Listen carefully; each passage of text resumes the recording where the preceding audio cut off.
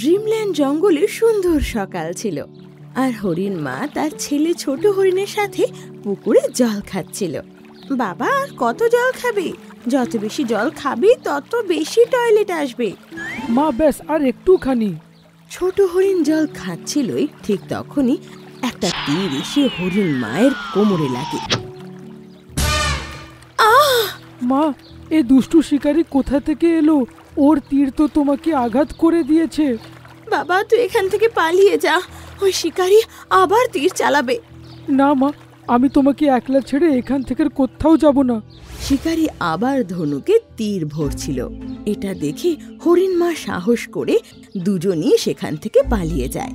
আর বেশ অনেকটা দূর আসার পর হরিণ মা আর পারে না। আমি আর হাঁটতে পারবো না। মা, তুমি চিন্তা করো না, আমি ডাক্তার খরগোশকে এক্ষুনি ডেকে আনছি। এটা বলে ছোট হরিণ দৌড়ে দৌড়ে যায় আর ডাক্তার খরগোশকে নিয়ে আসে। বাপ রে বাপ, তীর তো হাড়েই ঢুকে গেছে। যদি বার করা যায় তাহলে ভেঙে ওইখানেই রয়ে যাবে আর সে মরে যাবে। হে ভগবান, এ তুমি কেমন সমস্যায় ফেললে আমায়। যদি তীরটা আমি বার না করি তাহলে তো আস্তে আস্তে কষ্টে আমার মা মরেই যাবে, আর যদি তীরটা আমি বার করে দিই তাহলে সঙ্গে সঙ্গে মরে যাবে। এবার কি করি আমি? ছোট হরিণ, কোনো চমৎকার নাকি এখন বাঁচাতে পারে? ছোট হরিণের খুব কষ্ট হতে লাগে। ও নিজের মায়ের কষ্ট আর দেখতে পারছিল না, আর সেখান থেকে চলে গিয়ে সেই পুকুর ধারে গিয়ে বসে পড়ে। নিজের মাকে মরতে দেখাচ্ছে ভালো তো আমি নিজেই প্রথমে মরে যাই। ওই শিকারী আসবে আর আমাকে তীর মেরে এখানেই মেরেই ফেলবে। ছোট হরিণ তাই বেশ অনেকক্ষণ সেই শিকারীর অপেক্ষাতেই বসে থাকে, কিন্তু সে আসে না। তখনই ও পুকুর পাড়ে এক পরীকে বসে থাকতে দেখে। আরে, তুমি তো একটা পরী। এবার বোধহয় আমার মা বেঁচেই যাবে। ডক্টর খরগোশ বলেছিল কোনো চমৎকারী তাকে বাঁচাতে পারে। ছোট্ট হরিণ, আমার নাম দুষ্টু মিষ্টি পরী। নামই আমি এক পরী, কিন্তু আমি চমৎকার করতে পারি না। এ তুমি কি বলছো? কাল বিকেলে আমি এই জঙ্গলের ফুলের বাগানে ঘুরছিলাম।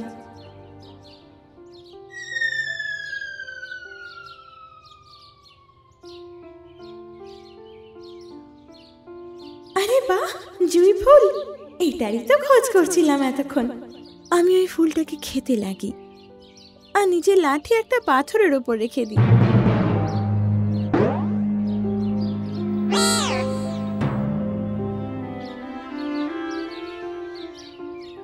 তখনই সেখানে এক বাঁদর আসে আর আমার ছড়ি নিয়ে নেয়। আরে বাহ, আরে বাহ, পরীর জাদুর ডান্ডা পেয়ে গেলাম। বাঁদর দাদা, আমি তোমার সব ইচ্ছে পূরণ করব, শুধু তুমি আমার ছড়ি ফিরিয়ে দাও। হ্যাঁ ঠিক আছে, কিন্তু আমার অনেক ইচ্ছে আছে। সবচেয়ে প্রথম ইচ্ছে হলো আমি বিয়ে করতে চাই। এই জঙ্গলে একটাও বাঁদর নেই, আমি অন্য যে কোনো বাঁদরকে বিয়ে করতে পারি। তাই জন্যে তুমি বিয়েটা দিয়ে দাও, তারপর অন্য ইচ্ছে বলবো। আমি তোমার জন্য কি করে বউ খুঁজে দিই বলো? যদি করতে পারবে না ঠিক আছে, এই ডান্ডা তোমায় দেবই না। আমার ইচ্ছেটা তুমি পূরণ করে দাও, না হলে ডান্ডাটা ভুলেই যাও। ওই দুষ্টু বাঁদর আমার ছড়ি নিয়ে চলে যায় আর সেটাকে নিজের ঘরের মধ্যে লুকিয়ে রাখে। ছড়ি ছাড়া তো আমি জাদুই করতে পারবো না। তুমি চিন্তা করো না, আমার মাকে আমি বাঁচাতে চাই, তাই মন্টু বাঁদরের জন্যে মেয়ে বাঁদর আমি খুঁজেই ছাড়বো। এটা বলে ছোট হরিণ সেখান থেকে চলে যায়। কিছুক্ষণ পরে মন্টু বাঁদর নিজের ঘরের বাইরে বসে কলা খাচ্ছিল। তখনই সেখানে ছোট হরিণ আসে আর মেয়ের আওয়াজে বলে, আরে বাহ, কি হ্যান্ডসাম বাঁদর তো! ছোট হরিণের কানে দুল ছিল আর গলায় হার, চোখে কাজলও লাগিয়েছিল। দেখতে একদম অপরূপ সুন্দরী হরিণী লাগছিল।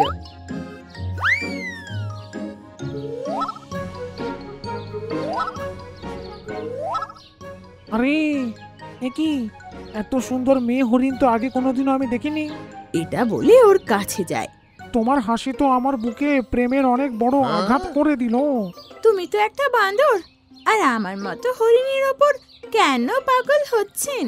তো কি হয়েছে তুমি যদি হরিণ? আমি তো প্রথম দেখাতেই প্রেমে পড়ে গেছি। আমি তো তোমাকেই বিয়ে করব।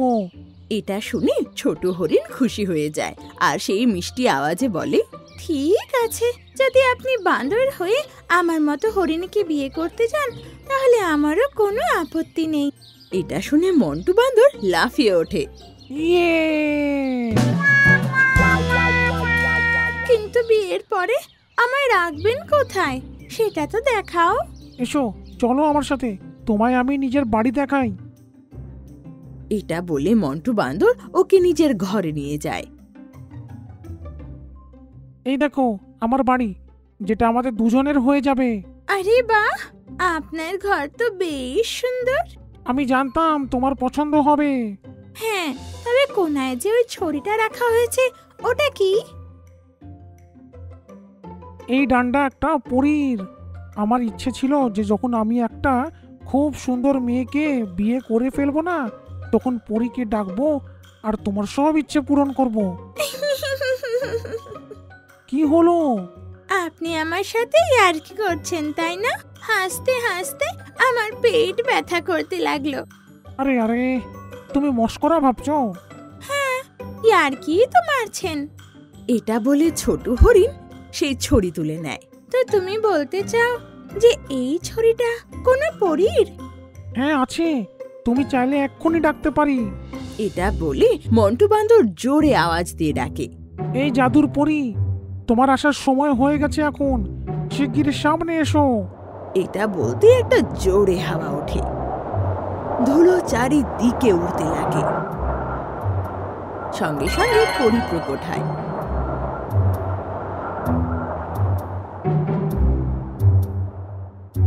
দেখলে, এবার বিশ্বাস হলো তো? ছোট হরিণের নাকের ভেতর ধুলো ঢুকে গেছিল, তাই ও জোরে হাঁচে। আচ্ছা, আর সেই হাঁচিতে ওর কানের দুই ঝুমকো আর গলার হার মাটিতে পড়ে যায়। আর মন্টু বাঁদর অবাক হয়ে যায়। আরে, তুমি তো ছোট হরিণ, আমাকে তুমি বোকা বানালে। তখনই ছোট হরিণ জোরে জোরে চেঁচায়, পালাও পরি পালাও, শিগগিরই পালাও। এটা শুনে দুষ্টু মিষ্টি পরী উড়তে লাগে আর ছোট হরিণও দৌড় লাগায়। মন্টু বাঁদরও ওদের পিছু নেয়, কিন্তু হরিণ তো খুব জোরে দৌড়ায়। আমার সময় শেষ হয়ে এসছে। ভালো হতো যদি আমার সোনাটা আমার চোখের সামনে থাকতো, শেষবারের মতো ওকে দেখতে তো পেতাম। তখনই ওরা দুজন সেখানে আসে। মা, তোমার কিচ্ছু হবে না। তোমায় তো আমি এইভাবে মরতে দিতে পারতাম না, তাই তোমায় বাঁচানোর উপায় বার করতে গেছিলাম আমি। এটা বলে ছোট হরিণ পরীকে তার ছড়ি দেয় আর বলে, দুষ্টু পরি, আমার মায়ের বুক থেকে এই তীরটা বার করো, এমনভাবে বার করো যেন এটা বার করার পরে সে সুস্থ হয়ে যায়। কেন নয় ছোট হরিণ, আমি এখনই তোমার মায়ের শরীর থেকে এই তীর বের করে ফেলে দেব। এটা বলতেই পরী ছড়ি ঘোরায় আর চোখের নিমেষে মা হরিণের শরীর থেকে তীর বেরিয়ে যায়। কিচ্ছু হবে না, ভয় পেও না। তীরটা বেরোতে নিজের থেকেই ভেঙে চুরচুর হয়ে যায় আর মা হরিণ একদম ঠিক হয়ে যায়। সোনা আমার, তোর মতো সন্তান যেন আমি চিরজীবন পাই। ওদের খুশি দেখে পরীও হাসে আর বলে, আমার কখনো দরকার হলে আমাকে ডেকো, আমি এসে যাব, যেখানেই থাকি না কেন। এবার আসি। ধন্যবাদ দুষ্টু পরি, বাই বাই। ধন্যবাদ দুষ্টু মিষ্টি পরী, বিদায়। পরী হাওয়ায় উড়ে যায় আর ছোট হরিণ মায়ের সাথে মজা আনন্দে দৌড়াতে লাগে। মা, আমায় ধরো, ধরো আমায় ধরো।